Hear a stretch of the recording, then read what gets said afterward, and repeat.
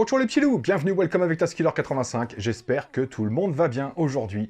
Et ouais, j'avais prévu une vidéo, mais je peux pas, voilà. J'avais prévu, pourquoi, vous allez me dire, pourquoi il y a un titre double E Defender, tout ça, alors que je vous montre le petit Veyron 30 CR de chez HGLRC, c'est tout simplement parce qu'aujourd'hui, j'avais prévu de vous faire une vidéo sur le Veyron 30, mais malheureusement, il tombe de l'eau sans arrêt, donc on va faire que repousser, hein, tout simplement. J'espère que je pourrai vous faire la vidéo du Bugs 16 Pro d'ici samedi, j'espère qu'on aura une éclaircie.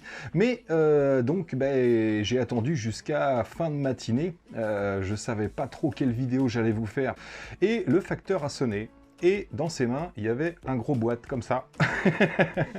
Donc je vous en avais parlé il n'y a pas très longtemps. On va parler aujourd'hui du double E, le petit Land Rover Defender D110. Vous savez que je me suis pris un petit peu d'amitié avec les crawlers RC et puis je vais m'y mettre en même temps que vous. On va les découvrir ensemble, on va apprendre ensemble. Alors je connais pas encore tous les termes exacts, tout ce qui concerne les crawlers, mais on va apprendre ensemble comme d'habitude. Comme je vous l'ai déjà dit, je suis un éternel débutant. Donc le voici, ce Land Rover. Hey! Quelle grosse bête, hein. À peu près 5,5 kg, le bestiau, il est énorme et il est magnifique. C'est pour ça que j'ai craqué sur ce Land Rover, c'est parce que il a une carrosserie super rigide, avec pas mal de petites options qu'on va voir ensemble. Bref, c'est un beau gosse. Je sais pas ce que vous en pensez, mais moi je le trouve vraiment beau gosse. Je vais avoir du mal à tout filmer aujourd'hui, dans tous les sens. Mais il est vraiment très sympa. Alors aujourd'hui, on va pas forcément, si je vais peut-être mettre la batterie vite fait pour aller le tester sur le parking, mais je ferai une vidéo bien sûr dédiée sur le pilotage, sur le crawling, etc., sur le franchissement. Aujourd'hui, on va simplement le détailler ensemble, le découvrir, et puis voir peut-être quelques points faibles ou points forts, je ne sais pas. Mais en attendant, on va le découvrir ensemble. Je l'ai déballé il y a environ une heure et demie. Donc dans la boîte, pas grand-chose. Bien sûr, le crawler, une petite radiocommande toute simple. Franchement, c'est vraiment minimaliste, ce que vous allez trouver dans le paquet. À part l'engin qui est maximaliste, le reste, c'est assez minimaliste. Donc une petite radiocommande qui fonctionne avec 4 piles LR06, bien sûr. Accélérateur, frein moteur bien sûr et marche arrière. On va avoir deux molettes, une pour régler l'alignement des roues et une pour régler la vitesse maximale de l'engin. On a une petite LED ici, un petit volant mousse, l'interrupteur marche-arrêt. Ici, c'est le premier. Juste à côté, on a vitesse haute et vitesse lente, puisqu'il est équipé de deux vitesses différentes. Et les deux du dessous, c'est simplement pour inverser le throttle ou pour inverser la direction, tout simplement. Là, on va pas y toucher. Dans la boîte, on trouvera également la petite batterie. C'est une Li-ion en 3000 mAh 7V4, donc environ 3 heures de chargement avec le petit chargeur fourni. Moi je l'ai chargé sur mon chargeur basique, donc ça m'a pris 1 heure, mais avec celui-ci il vous faudra à peu près 3 à 4 heures de chargement pour une charge complète, et il est donné pour 15 minutes de jeu, mais je pense que c'est 15 minutes genre à haute vitesse, à rouler normalement comme un véhicule RC. Après, pour du franchissement, si vous tirez pas trop sur la batterie, je pense qu'on va aller à plus de 15 minutes, mais on testera ça ensemble. Et dernière chose dans la boîte, une petite croix comme ça pour démonter les roues, ainsi que le petit livret. Donc là c'est pareil, très minimaliste aussi.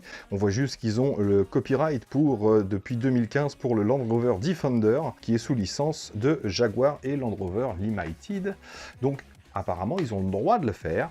Et dans cette notice, écoutez, pas grand-chose d'intéressant.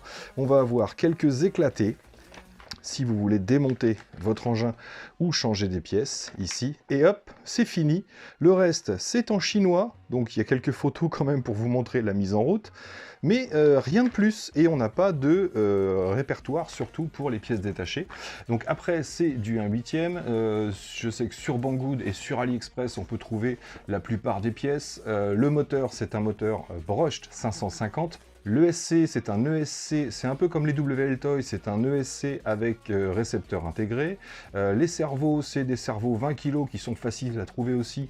Vous avez la référence sur le servo, c'est trouvable sur Banggood, sur AliExpress, ça vaut une misère. Et les pièces de châssis, les cardans, les liens, etc. Vous trouverez bien sûr tout également en 1/8 sur AliExpress, il y a du choix.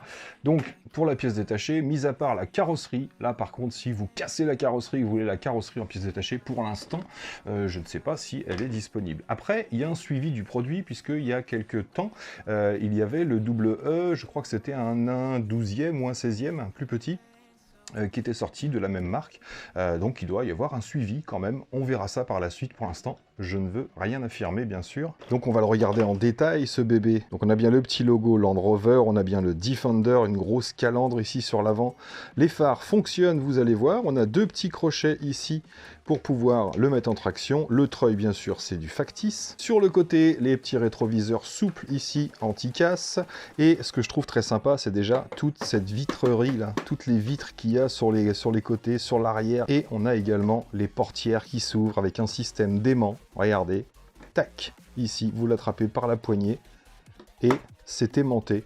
La portière avant, la portière arrière, oui il y a un truc dedans mais je vous en parlerai plus tard.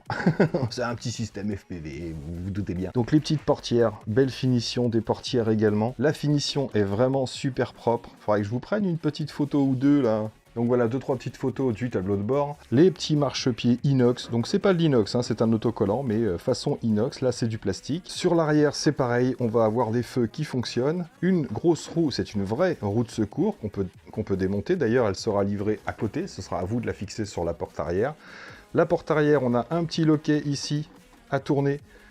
Et on peut également ouvrir, donc celle-ci n'est pas aimantée, elle ferme avec le loquet, et vous voyez qu'on a toute la place, on va pouvoir charger, on va pouvoir emmener du matos. Vous pouvez mettre dedans vos GoPro, les chargeurs, etc. Vous pouvez tout charger à l'intérieur. Je me demande même si la radiocommande ne tiendrait pas à l'intérieur. Bon, ça rentre pas, mais c'est pas loin. Donc super belle finition, franchement c'est ce que je trouve génial sur ce petit engin. Ça excuse déjà une partie du prix, ce petit bébé vaut un peu plus de 300 €, 350 €. J'ai eu un coupon moi qui vous donne 10%, donc il sera aux alentours des 300-310 € environ. Pas de taxe à l'arrivée, ça je vous l'assure. Pour vous le confirmer, je me suis commandé un petit vélo électrique. Ça vous me direz si ça vous dit, un petit vélo pliant. Moi c'est pour mettre dans la voiture, pour pouvoir aller sur les lieux de vol, pour pouvoir faire du following, du follow me avec certains drones comme le FIMI, etc. Bref, je me suis acheté un petit vélo électrique. Je l'ai commandé sur Banggood, je l'ai payé avec mes petits sous. Et à l'arrivée, aucune taxe supplémentaire, ni TVA, ni taxe de douane, etc. Donc pour l'instant, Banggood tient ses promesses, on n'a pas de taxe sur beaucoup de produits qu'on va commander là-bas. Donc voilà, le côté droit, un peu pareil que le côté gauche, sauf qu'on a en plus le petit réservoir, ne mettez pas d'essence, c'est pas la peine. Donc on a vraiment une belle réplique du Defender. Le dessous, c'est là qu'on arrive dans les parties techniques de l'engin. Donc on a deux ponts bien sûr qui sont des ponts bloqués, ça veut dire que quand on tourne les roues, tout tourne en même temps et à la même vitesse. Tous les liens ici sont métalliques avec des embouts en plastique qui permettent de régler. Moi quand je l'ai reçu, hop, je vais vous le mettre à l'envers, quand je l'ai reçu j'avais une roue qui tournait un petit peu sur l'intérieur ici. Et je me suis dit, mais il n'y a pas de réglage, je trouve pas les réglages. Mais en fait, si, donc j'ai enlevé une roue, j'ai démonté simplement la petite vis en dessous pour sortir la barre. Comme vous le voyez, j'avais fait une petite marque au feutre ici pour montrer où c'était à la base. Et en sortant la barre, j'ai maintenu la barre avec une pince et j'ai tourné l'autre côté en dévissant. On peut régler l'écartement. Donc c'est réglable, ça fait plaisir. Je ne sais pas si vous allez bien voir ici, même si c'est assez gros. Les deux ponts sont en plastique. On a une transmission, là vous la verrez pas. Je vous ferai peut-être une autre petite revue ou dans la prochaine revue, je ferai un démontage et je vous montrerai l'intérieur. Il n'y a pas grand chose à voir à l'intérieur. Vous avez le moteur Brushed 550, le cerveau qui permet de passer de la vitesse lente à la vitesse rapide et le SC avec le récepteur intégré. Sinon, il n'y a pas grand chose à voir à l'intérieur. Le châssis, lui, est métallique, ici. Je crois que c'est des poutres, ou les ponts, les longerons, les poutres, je ne sais plus trop comment ça s'appelle. Les petits arbres de transmission sont télescopiques, d'ailleurs c'est indiqué, 110 à 150 mm, donc ils sont télescopiques ici pour s'adapter bien sûr. Ce sont des cardans CVD, ce ne sont pas des cardans ce qu'on appelle os de chien, comment ça s'appelle, dog bone, les petits cardans qu'on voit habituellement. Donc un peu plus costaud, on verra ce que ça donne à l'avenir bien sûr, parce qu'il doit y avoir plusieurs qualités de ce genre de cardan, donc je ne peux pas vous dire si ceux-là sont de bonne qualité ou pas, on verra à l'usure bien sûr. Des petits amortisseurs bain d'huile, d'ailleurs on va certainement en démonter un pour voir s'il est rempli parce que je ne pense pas personnellement. Je les ai desserrés pour avoir vraiment une grande souplesse sur l'avant. plus que sur l'arrière. Et on va en démonter pour voir s'ils sont remplis, parce que je pense que ça manque d'huile ou qu'il n'y a pas d'huile dedans, vu la façon dont ça répond. Le petit cerveau est sur l'avant ici, celui dont je vous parlais tout à l'heure, le 5521 MG. Vous pouvez trouver la référence sur Banggood ou AliExpress. Donc c'est un cerveau qui fait 20 kg, alimenté en 6-7 volts. Et on voit un petit peu de câblage ici, un petit peu d'électronique. Donc je sais qu'on peut séparer la caisse du châssis directement.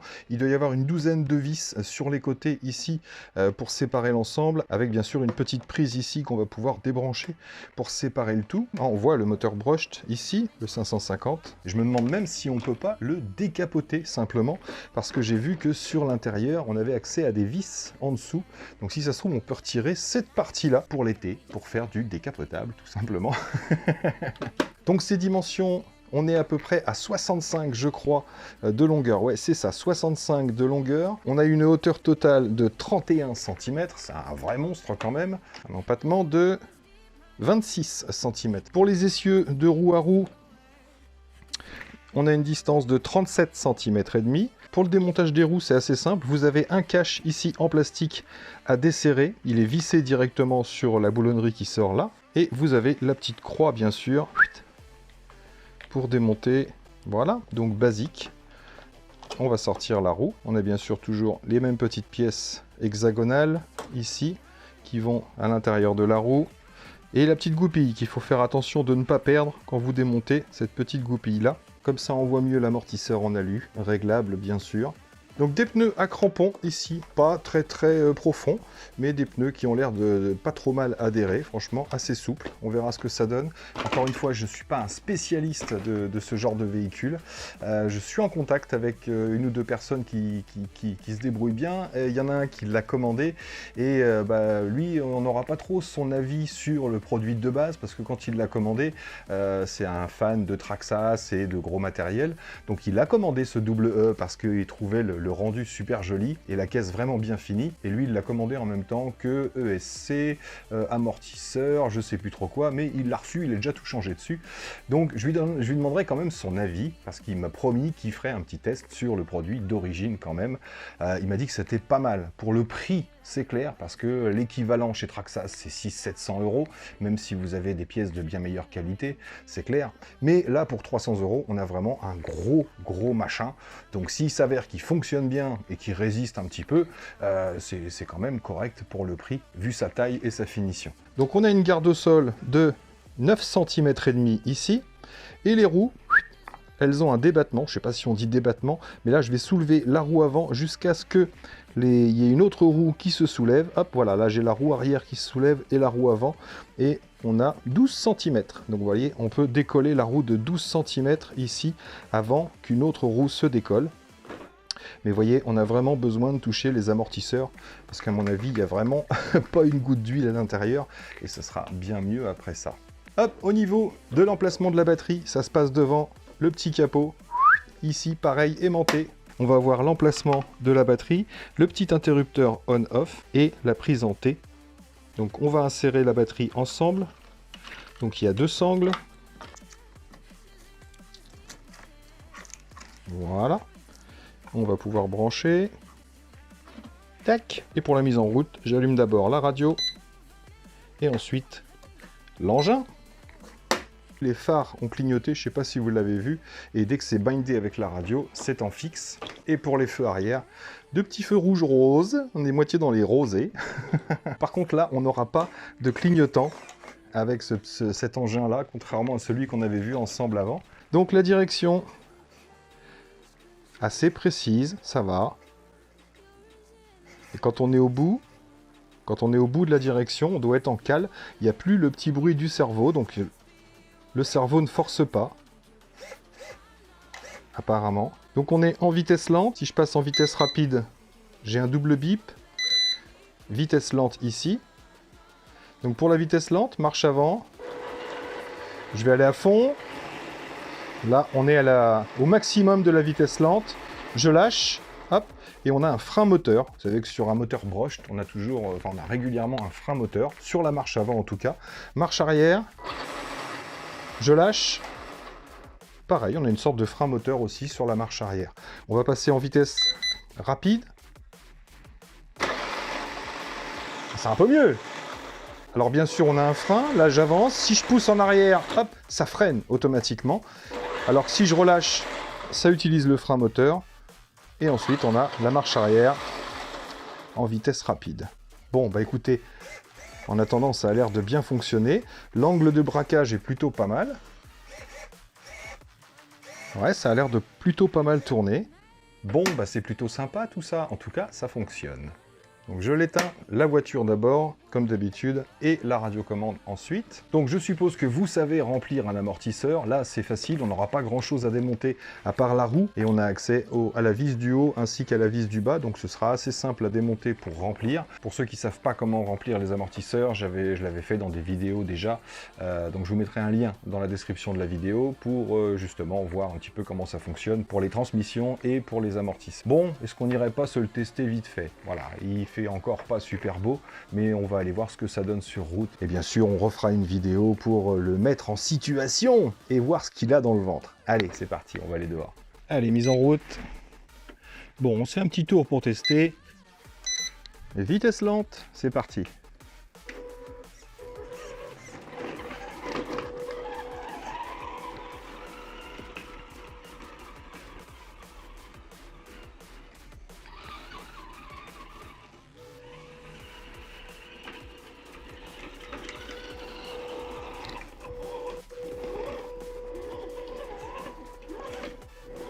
Ça passe.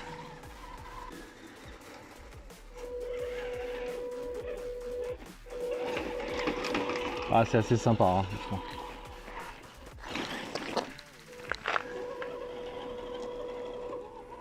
Allez, en douceur.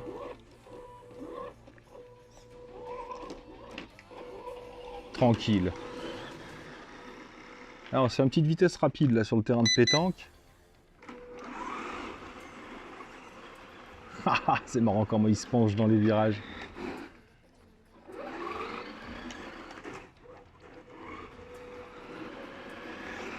Donc là, on est en vitesse max. Là, ça tient la route quand même, hein.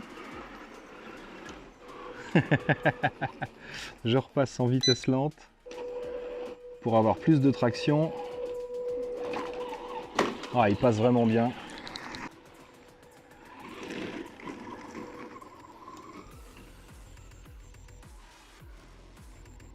Ah, il est beau gosse quand même, hein.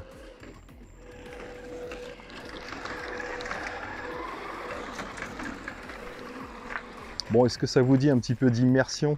Je vous l'ai dit tout à l'heure, j'ai préparé une petite caméra, la X2000, le petit écran de contrôle. Allez, c'est parti pour une petite balade en immersion. Vitesse lente, bien sûr. Allez. Vitesse rapide.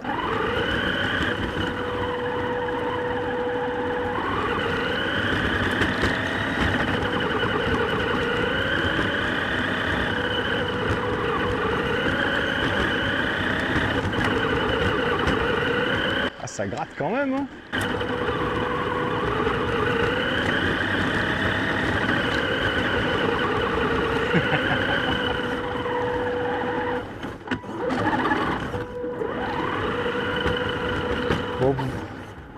Bon, comment vous le sentez dans le cockpit là?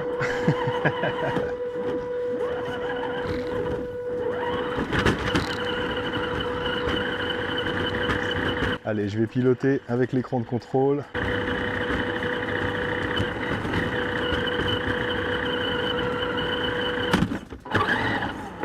Ça, c'est ma voiture.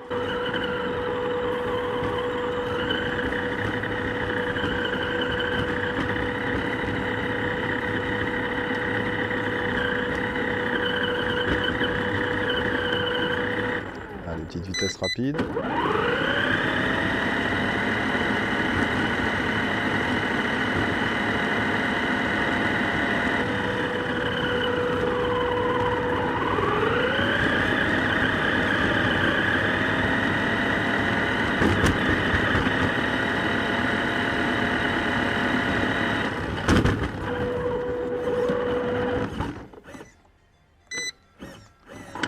On passe en vitesse lente. Là, on a un petit trottoir à passer. souci.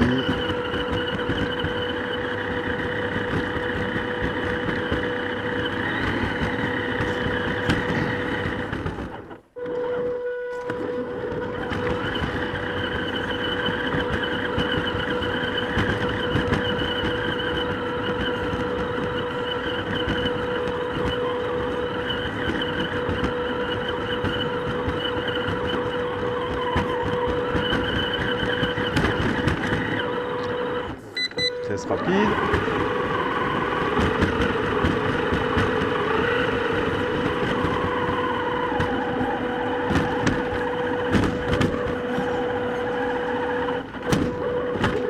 Ça passe partout.